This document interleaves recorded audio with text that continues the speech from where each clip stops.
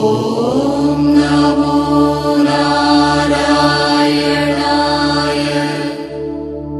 ॐ नमो नारायणाय।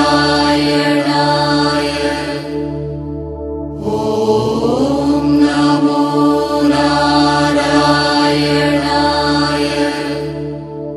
ॐ नमो नारायणाय। ॐ नमो नारायणाय। ॐ नमो नारायणाय। ॐ नमो नारायणाय।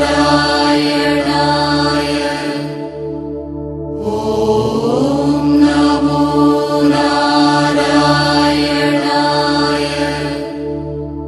ॐ नमो नारायणाय। ॐ नमो नारायणाय।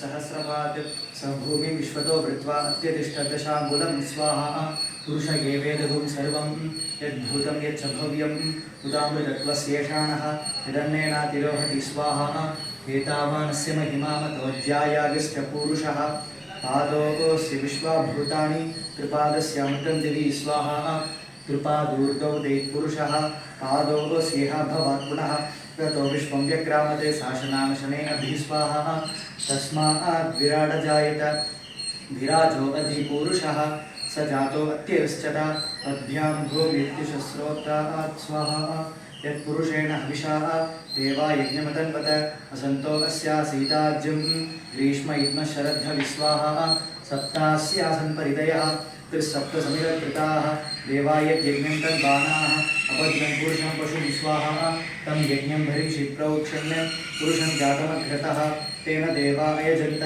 साध्यार्षयस्ते स्वाहा तस्मात् यज्ञात् सर्वभूतः संहृतं पृषदाज्यं पशुगस्तागश्चक्रे वायव्याने आरण्यां ग्राम्यास्ते स्वाहा।